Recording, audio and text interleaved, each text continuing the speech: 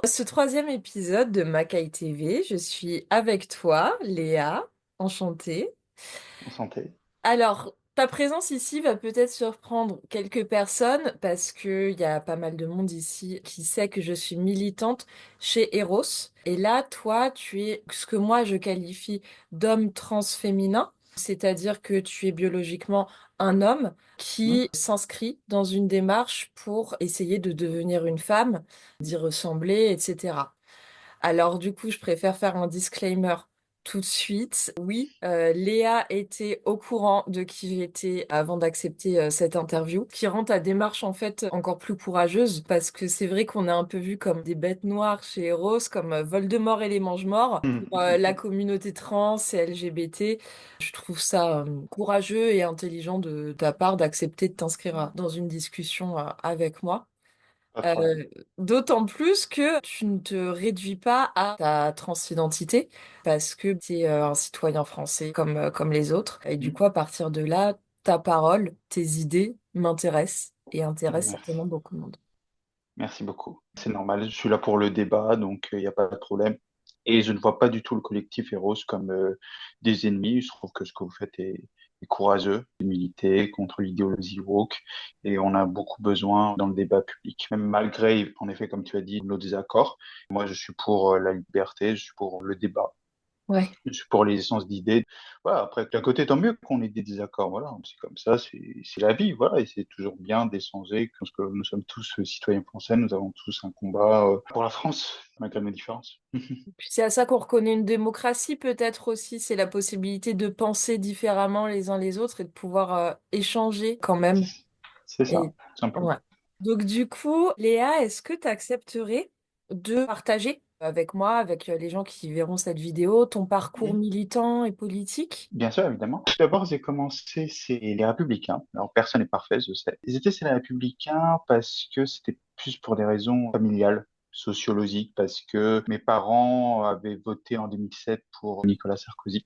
Ouais. Comme beaucoup de Français qui avaient mis beaucoup d'espoir en lui, notamment avec son discours sur le carcère, contre la racaille. Donc, il croyait qu'il pouvait avoir une alternative à l'époque face au Front National, face à Jean-Marie Le Pen, en disant qu'il pouvait appliquer un programme identitaire sans provocation, sans jeu de mots malsain. Mm. Et en effet, comme tout le monde, après, ils ont été déçus par le personnage. Ils voyaient que, comme on dit, vous voulez le carcère et on a eu Kouchner. Donc voilà, finalement, on a une politique, il y a un peu de centre-droit, un peu de centre-gauche. Après, en 2012, il a voulu refaire le coup avec ce qu'on appelle la ligne Buisson, en parlant de frontières, en négation de l'espace Schengen. Mais bon, on voyait que tout ça, c'était juste une opération de séduction. Finalement, s'il aurait été réélu, est-ce qu'il aurait pu faire tout ça? Pas très sûr, donc c'est pour ça qu'après les ans, ils ont élu Hollande. Finalement, tout ça, c'était vraiment par choix familial. Et moi, j'habite dans les Hauts-de-Seine, qui est un département qui est réputé à droite, hein, RPR, UMP, LR. C'est un département de Salpasqua, donc c'est un département très ancré à droite. C'est pour ça que j'ai choisi au départ les Républicains, mais en fait, je ne les avais considérés à l'époque, le Front National, comme un ennemi de la démocratie. J'ai toujours considéré que c'était un parti aussi démocratique et républicain que les autres. J'ai toujours considéré que si un parti n'était pas démocrate ou républicain, on l'interdisait. On va au Conseil d'État, on va au Conseil constitutionnel, on dit que ce parti est illégal et contre la Constitution, on l'interdit. Sauf que personne ne l'avait depuis les années 80-90, Mm. parce que finalement, personne n'avait les preuves de prouver que Jean-Marie Le Pen, alors encore une fois, on peut ne pas aimer le personnage, mais personne n'est allé jusqu'au bout pour dire que c'est une menace et que finalement que ce n'est que dans les mots, que sur les plateaux télé, qu'on a toujours considéré le FN comme un parti extrémiste, comme un parti menaçant. Et quand j'étais républicain, je faisais un peu partie de cette minorité de militants déjà à l'époque, vers 2014-2015, qui étaient favorables déjà à des alliances avec le FN à l'époque. Bon, c'était plus UMP, mais UMP-FN. Ok, donc Et, déjà à l'époque, pour toi, il fallait une alliance.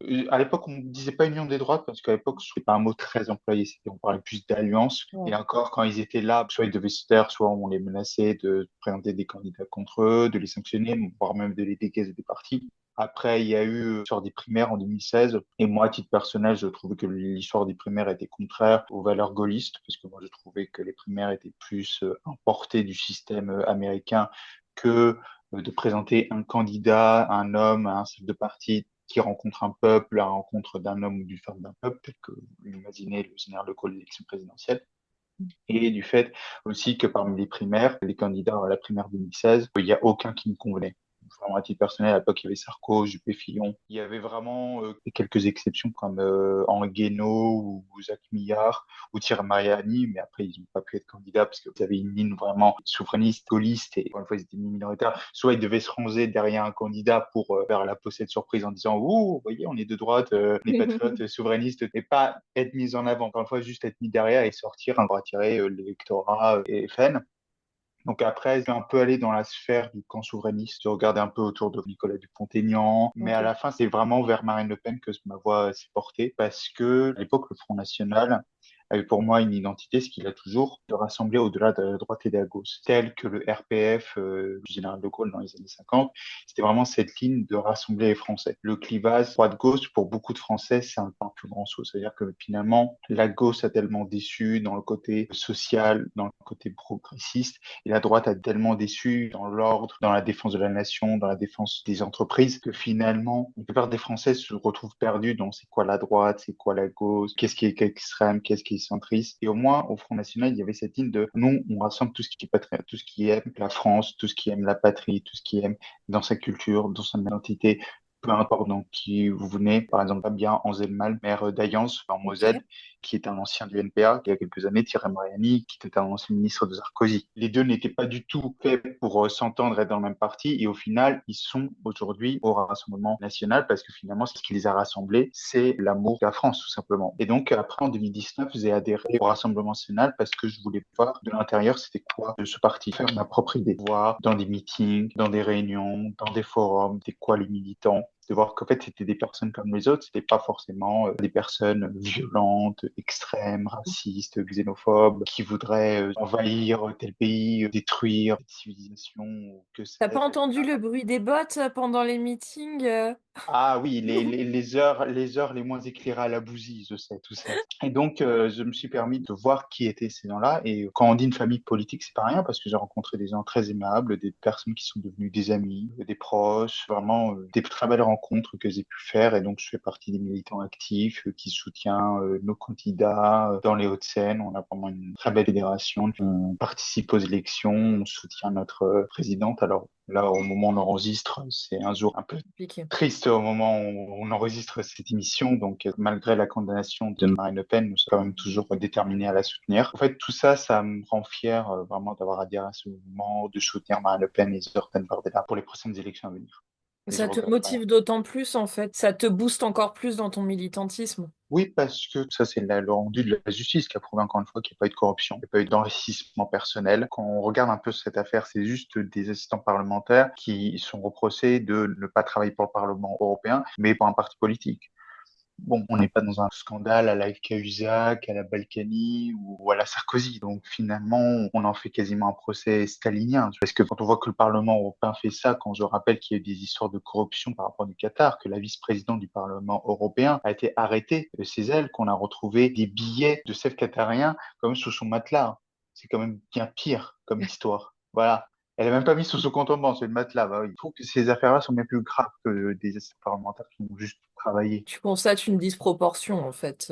Oui, tout simplement. Voilà, tout Ouais. simplement. Pour revenir sur ton parcours, tu m'as Bien sûr. expliqué que tu es au RN depuis 2019. Ta transition, elle a commencé il n'y a pas longtemps. Donc, est-ce que tu as senti un impact dans ton militantisme à droite au RN dû à ta transition? Comment ça a été accueilli par tes compagnons militants, par le parti de manière générale? C'est vrai que je t'avoue qu'au départ, j'avais un peu peur d'en parler. Pendant au moins un an, je me suis mis en recul du parti. 2022 à 2023, je n'ai pas milité. Du fait de ma remise en cause, sur mon identité de genre, je préférais prendre du recul. Et après, quand je voulais voilà, faire mon coming out trans, quand je suis revenu au RN, c'était un peu difficile d'évoquer ce sujet de la transidentité parce que beaucoup d'entre eux me disent souvent que, à part à la télévision, ils n'ont jamais connu de personnes trans de leur entourage. Donc c'est vrai que quand je leur ai dit que j'étais de retour et que j'étais en transition de genre, au départ évidemment ça les a beaucoup surpris, ils s'attendaient pas du tout à ça. Et au final, ça leur a posé aucun problème. Même ils s'en foutent et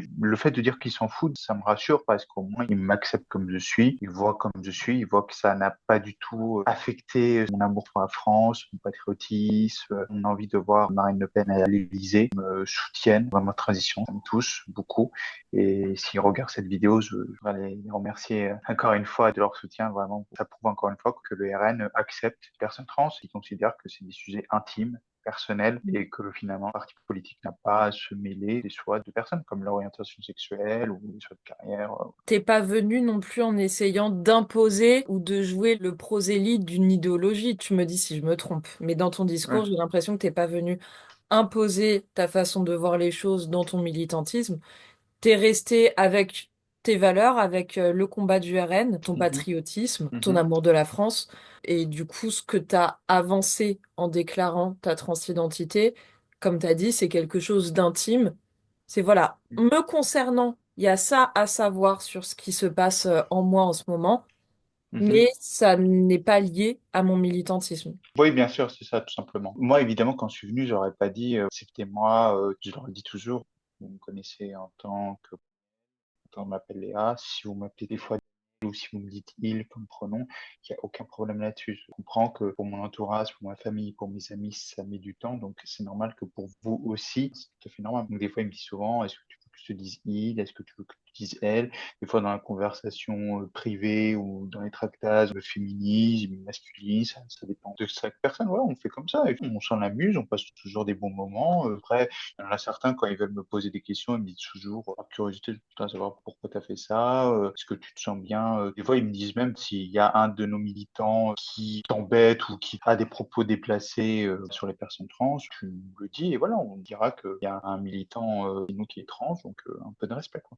Imaginons quelqu'un qui va être comme moi, qui va porter les combats d'Eros et qui Ouais. va te dire, pour moi, tu restes un homme. Est-ce que tu arrives à rester en collaboration avec cette personne-là en sachant que, elle ne voudra pas aller dans le sens de ta démarche et elle Mhm. continuera de te genrer au masculin, Bah, j'ai une anecdote à te donner pour les élections législatives après. On me disait qu'à un moment, on avait pensé à faire venir Mariam Maréchal, Ouais. qui devait venir tracter à Boulogne. Et on me posait la question, est-ce que ça te dérange que Mariam Maréchal vienne tracter à Boulogne? Et je disais, non, pourquoi ça me dérangerait? Elle est revenue au RN, pas de souci. Elle me dit, ah bah non, non, je disais pas pour ça, mais je disais par rapport à, tu sais, parce que Mariam Maréchal, tu sais, elle considère les personnes comme toi, de changer de sexe, mais pour toi, tu resteras toujours là, mais est-ce que ça te dérangerait de tracter avec elle? Bah, je lui dis, ah, on ne vient pas débattre pour ça. Après, on peut changer là-dessus autour d'un café, j'ai aucun problème à discuter avec elle. Au contraire, je serai toujours avec un plaisir, que ce soit avec elle ou que ce soit avec d'autres personnes au RN qui sont opposées à l'idéologie, ou en tout cas au cheminement des personnes trans. On peut toujours échanger, y a pas de problème là-dessus. Moi, s'il y a des militants qui ont un problème avec l'acheminement des personnes trans, échangeons, discutons, comme on est en train de faire toi et moi en ce moment. Voilà, on peut échanger. Que des gens ont des doutes, des interrogations, parce que maintenant on en parle de plus en plus, qui sont la transidentité maintenant au cœur du débat public. On en fait des livres, on en fait des films, on fait des séries. Moi, à titre personnel, j'ai aucun problème là-dessus sur la visibilité des personnes trans. Pour les personnes qui ont des doutes là-dessus, que ce soit des militants RN, que ce soit des cadres, que ce soit des journalistes. Moi, j'ai envie de dire, et sans jeu, il n'y a aucun problème là-dessus. Moi, ça me ferait plaisir. Après, il y a certaines choses que vous dites n'est pas faux. Évidemment qu'il y a peut-être certains aspects de mon corps, de ma biologie qui feront que je resterai un homme par rapport aux chromosomes, tout ça et tout. Après, on ne sait pas, avec les évolutions de la médecine. Si tu veux, moi, je vais pas être dans la violence. Moi, je vais pas être dans le jugement. Moi, autour de moi, j'ai des personnes. Je sais qu'à titre personnel, ils ont du mal. Ils le disent pas parce qu'ils le font par respect.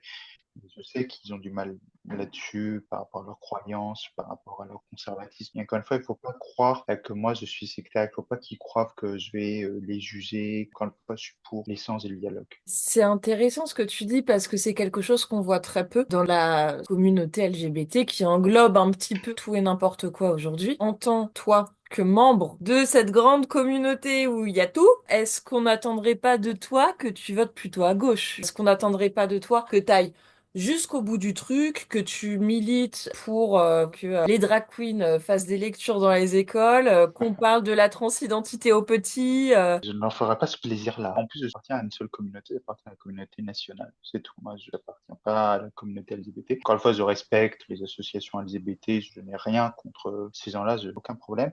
C'est juste que je sais que pour la communauté LGBT, je serais vu comme une traître. Parce que pour eux, il y a pire qu'un ennemi. Un ennemi, c'est déjà auto-identifié. Ben, Le Pen, c'est déjà une ennemi parce que voilà, elle est la fille d'eux, elle pense ceci, cela. Éric Zemmour, c'est un ennemi parce qu'il a écrit ceci, cela, donc c'est déjà authentifié un ennemi. Vous, le collectif Eros et moi, eux, ils nous mettent dans le même sac. Ils auront sûrement des désaccords. Mais pour la communauté LGBT, toi et moi, on est dans le même sac. On est des traîtres. Mm. Voilà. Johan Power, c'est un traître aussi. Parce que eux, ils considèrent que du fait d'être gay et de trans, automatiquement, ils doivent voter pour Jean-Luc Mélenchon. Ou Philippe Poutou. Ou Nathalie Bah, Arthaud. Voilà. pour eux, Voilà. l'individu se résume à son orientation sexuelle, son identité, enfin, C'est ça ça. fait toute sa personne.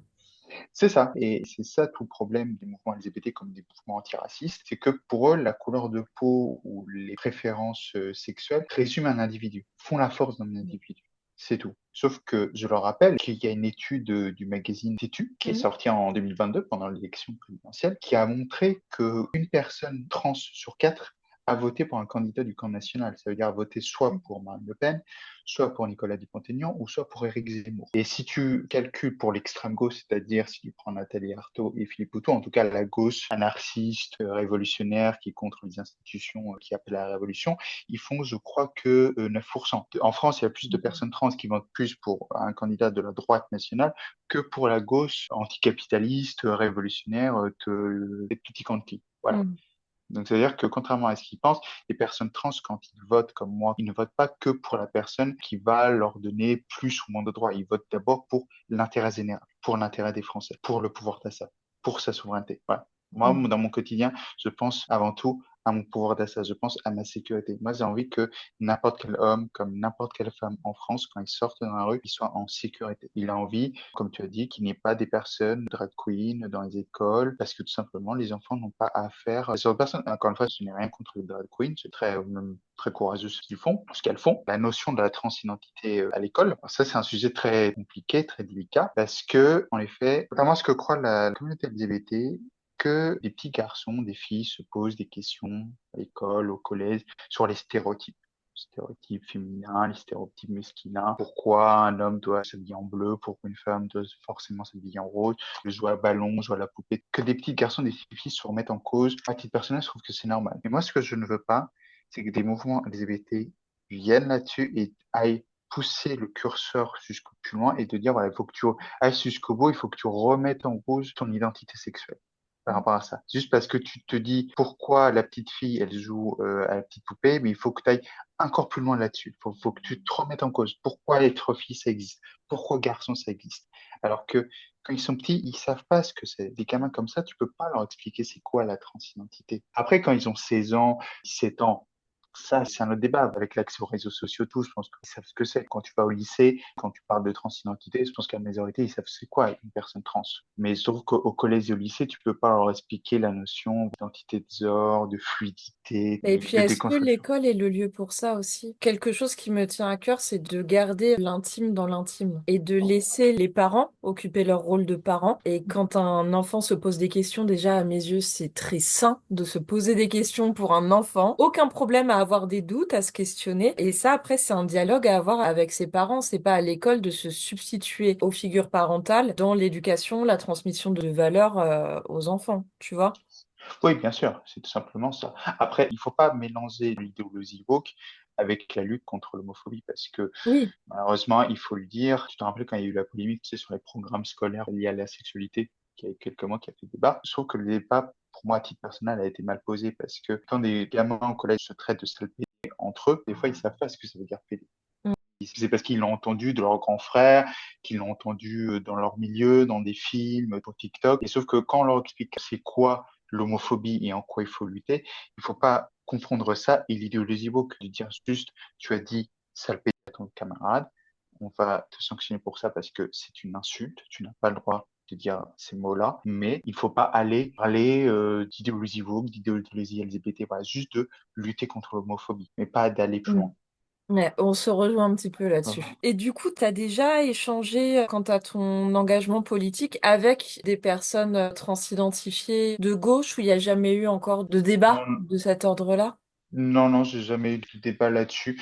Moi, si j'avais vraiment l'occasion de parler avec une personne transgenre qui Mm. était à gauche, j'ai envie de juste lui dire qu'il devrait juste arrêter de détester la France. Quand j'ai vu cette vidéo qui est sortie l'année dernière, quand il y a eu une manif, je sais pas si tu te rappelles, c'était une personne qui avait crié, Une oui, terre, une balle, un psy, une rafale. C'est de voilà, ça que quelque tu chose, voilà, parles c'est par ça. rapport à Dora Muto et Marguerite Stern. Oui, c'est ça. Et c'était l'année dernière parce que c'était une manif qui était pour les droits des personnes trans. Moi, à la base, je me suis dit, c'est bien que ce genre de manif existe. Mais bon, après, quand j'ai vu les organisateurs, bon, je savais à quoi m'attendre. Donc, je préférais pas y aller. Et quand j'avais vu ces personnes-là proférer des menaces contre Marguerite Stern ou Dora Muto, ou ce jeune homme qui dit à bas les flics, à bas les fassos, à bas l'État, j'ai juste envie de dire à tous ces gens-là que vous vous rendez pas compte des fois la chance que vous avez d'être en France. Vous vous rendez pas compte des fois cette opportunité d'être dans ce pays qui vous donne une sécurité sociale, qui vous rembourse. Je bénis la France d'être dans un système qui a cette question de remboursement des soins, alors que je trouve personnellement assez injuste que d'autres personnes qui ont des problèmes oculaires, des problèmes de cancer et qui sont pas remboursés. Je trouve que la sécurité sociale devrait faire d'abord que les personnes qui souffrent d'un cancer doivent être remboursées à 100%. Je ne vois pas pourquoi elles ne le seraient pas. Ensuite, j'ai envie de dire que vous avez le sens d'un pays qui vous protège, qui vous donne des droits, qui vous donne des subventions. Alors que dans d'autres pays, comme par exemple la Palestine, qui est un pays que vous adorez, que vous mystifiez, vous ne survivrez pas 5 minutes dans Mm. ce pays, et même pas en apesanteur, hein. Donc, si tu vois ce que je veux dire, il ne se rend pas compte de l'opportunité, parce que c'est facile de dire à bas les flics, place de la République, dans le 11e arrondissement. C'est facile hein, de dire ça quand on est bien conforté, et qu'en plus on a des camions de flics qui te protègent. Moi aussi, je peux le dire. Hein. Ce sont des revendications de bourgeois privilégiés. Ouais, ouais, Justement, ça, tout ce qu'ils prétendent dénoncer, en fait, on ne peut que vivre dans un petit cocon pour se permettre de cracher de la sorte sur ce petit cocon. c'est ça, tout simplement. Je sens transparaître chez toi un vrai amour pour le pays. Donc, est-ce que Merci. tu veux me raconter un petit peu ton rapport à la France, la place qu'occupe le patriotisme dans ta vie, dans ton cœur? Bah, tout simplement, l'histoire m'a toujours passionné depuis que je suis tout petit, depuis que j'étais en primaire, par des émissions comme Des racines et des ailes ou C'est pas sorcier, qui m'ont fait aimer le goût de l'histoire. Mes profs, pas tous, parce que je sais qu'il y en a certains qui étaient désagogisés, mais il y en a certains qui vraiment me faisaient aimer la France. Ils avaient découvert qu'on était héritier d'une grande histoire, d'une belle histoire, qui certes, évidemment, n'est pas parfaite, qui a ses côtés sombres, qui a ses côtés qui sont un peu difficiles à supporter, je comprends. Mais il faut savoir que l'histoire, les traditions permettent de faire des enracinés et pas des poussières dans l'univers. C'est vrai que quand tu regardes l'univers, tu dis que finalement, nous ne sommes rien, nous sommes que des gens de passage dans ce monde. Et finalement, l'histoire, les traditions de notre pays fait que nous sommes un héritage bimillénaire quasiment et que nous avons comme mission, comme citoyens, quelles que soient nos origines, quelles que soient nos orientations, nous avons comme devoir principal de protéger cet héritage comme un flambeau Mm. et de le transmettre à d'autres générations, de faire cet équilibre entre modernité et tradition. Permettre la Et continuité. c'est ça, parce que on dit souvent que l'histoire de France a commencé avec le baptême de Clovis. Mm. Et je trouve que pour moi, l'histoire de France a surtout commencé lors de la bataille de Fontenay de Puiseat, le 25 juin 1841. C'est, en fait, Je manque c'est, de culture, si tu veux non, non, bien non, non, non, mais c'est, préciser. y a pas, y a pas de si. En Désolée. fait, c'est une bataille entre l'Empire coloradien et le roi d'Aquitaine. Vous tapez Fontenoy en Puisaye. Quand vous allez sur le village, qui existe encore, vous verrez un obélisque qui a été créé par Napoléon III en 1860 et vous verrez ces inscriptions en disant, lors de cette bataille a été créée l'indépendance du territoire français. Pour moi, je trouve que l'histoire de France, c'est un bloc. C'est un bloc entre la monarchie, l'Empire et la République. Mm. Je dirais comme Napoléon, comme il l'a écrit à son frère de Clovis au comité de salut public, ils assument tout. Et ben, de la bataille de Fontenay-en-Puisaye, j'ai envie de le dire jusqu'à Macron, ils assument tout. Voilà, ils assument tout l'histoire de mon pays, ils assument sa grandeur.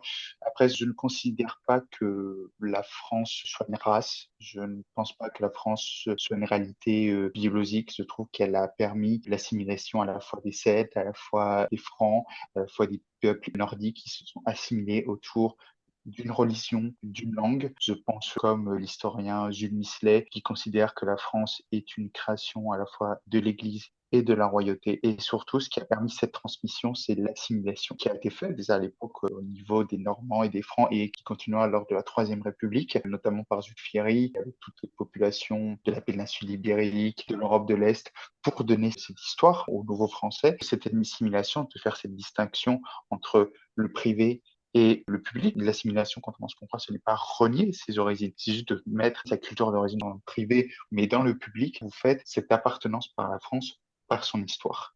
D'où aussi la laïcité, parce que la laïcité, contrairement à ce qu'on croit, ce n'est pas la lutte contre des religions, mais c'est tout simplement de couper l'influence de l'Église dans la conscience des gens. Moi, je ne suis pas un Français de souche. Mes ancêtres n'étaient pas là à la bataille d'Austerlitz, à la bataille d'Aquitaine, C'est de mais quelle je origine?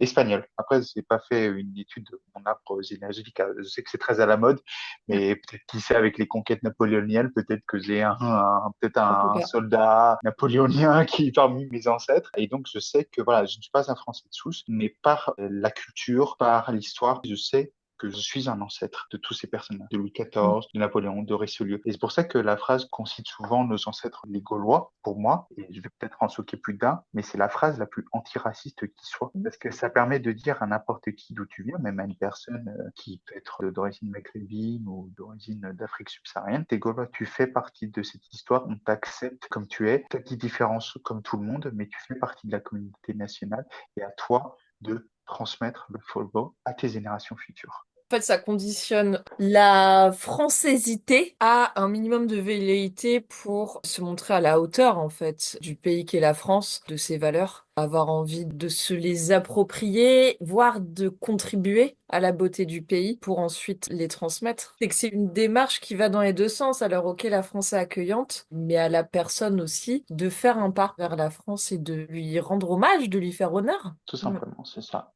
Et du coup, bon, on est d'accord qu'il y a des actualités un petit peu compliquées en Oui, ce moment. Et je voudrais savoir, selon toi, quelle est l'actualité la plus parlante dernièrement, celle dont tu aimerais parler? il y en a tellement, mais je trouve que le sujet actuel, c'est les sujets liés à l'intelligence artificielle. Alors, je sais que c'est en dehors de toutes les notions de transidentité qu'on a parlé. C'était ma question, c'était ouvert. Tu prends le Donc, sujet qui te parle. non, parce que c'est vrai que le sujet de l'intelligence artificielle m'intéresse beaucoup, parce qu'on a beaucoup parlé, notamment sur les réseaux sociaux du studio Ghibli, que tout le monde Mm. a repris en masse pour faire Ouais, des petites miniatures. on a vu.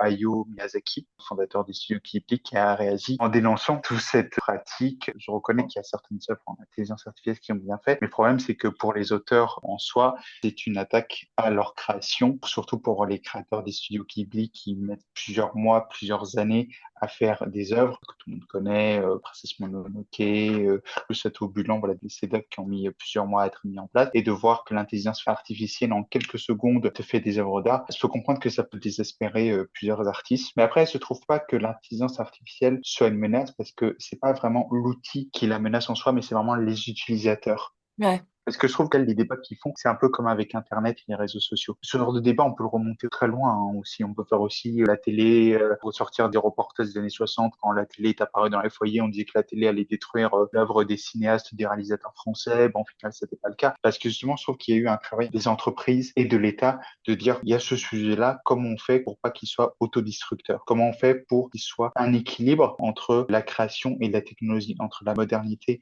et la tradition? C'est être responsable, en fait, dans son utilisation des outils technologiques. Tout simplement. Après, c'est un sujet très large à évoquer, Ouais. mais pour moi, c'est pas un ennemi, contrairement à ce qu'on croit, mais c'est encore une fois une question de comment on gère cet outil, comment on l'appréhende, comment on communique avec lui. Tu as dit le terme, hein, c'est un outil. Donc à partir de là, il y a beau y avoir le terme intelligence dans l'intelligence artificielle, toujours est-il que ceux qui sont derrière, qui décident d'en faire tel ou tel usage, ce sont les êtres humains.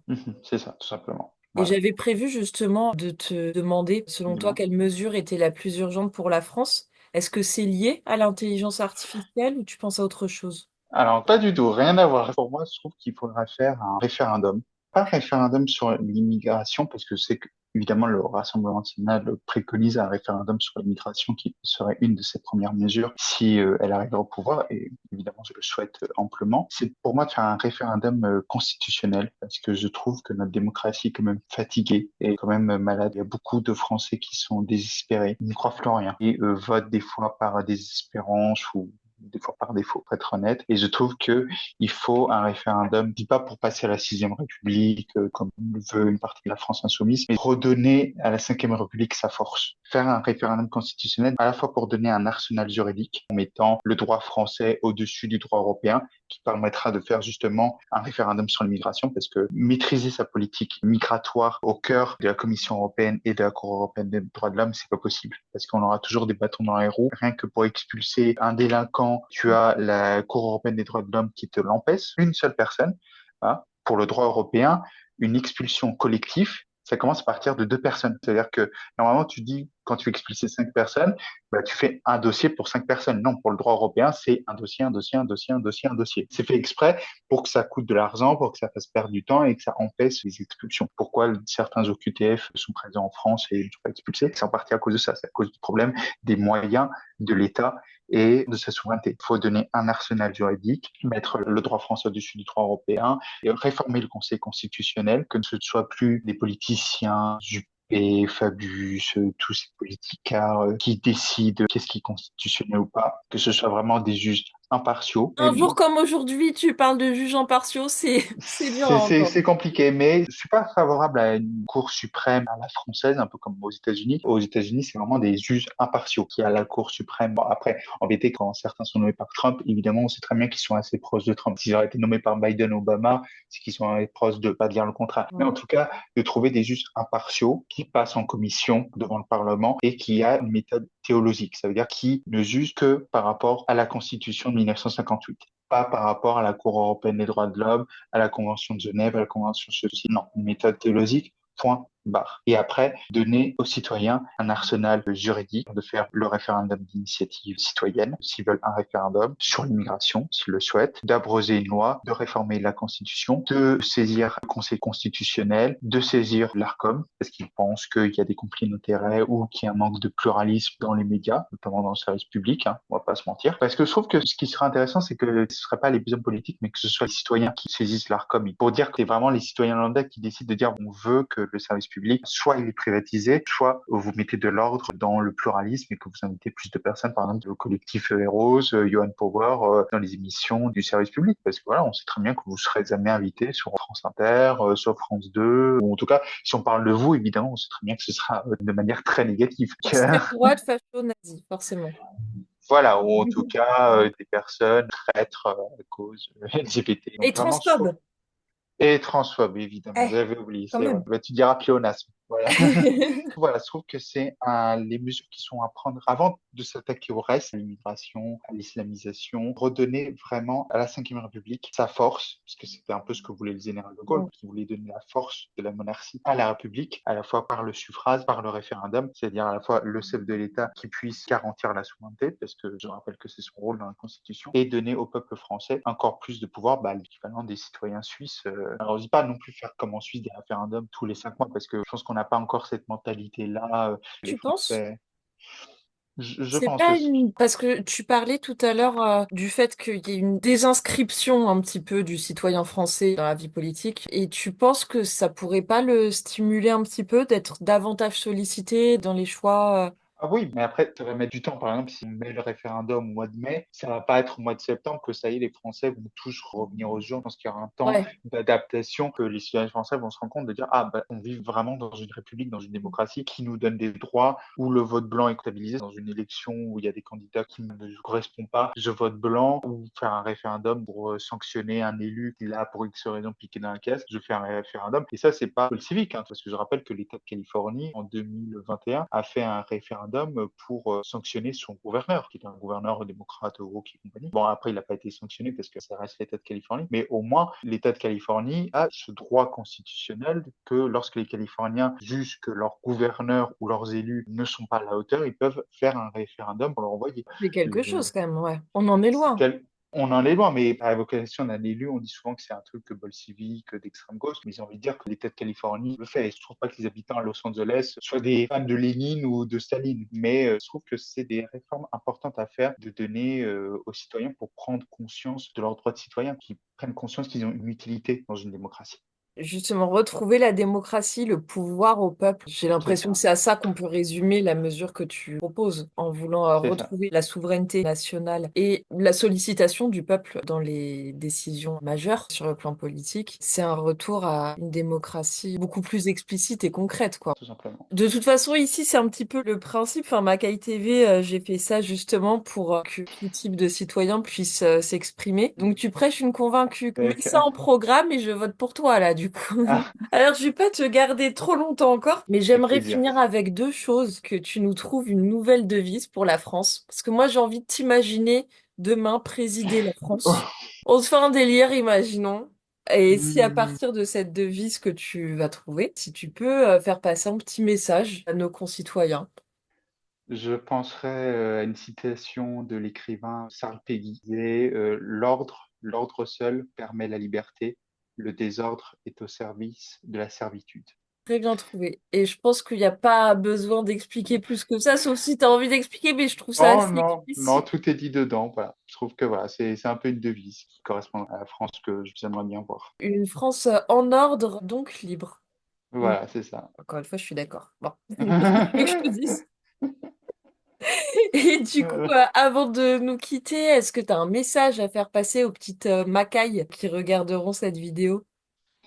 Bah, vous avez vu que voilà, les personnes trans ne sont pas forcément des gens d'extrême gauche qui veulent caillasser dans la rue, taper du flic, taper des journalistes de frontières, de valeurs actuelles.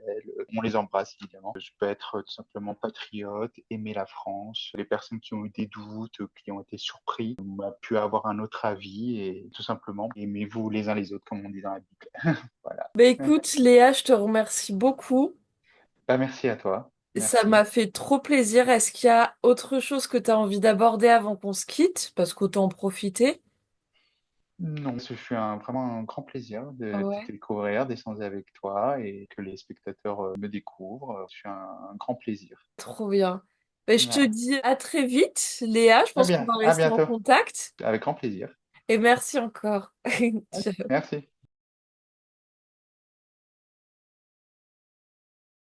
Au revoir.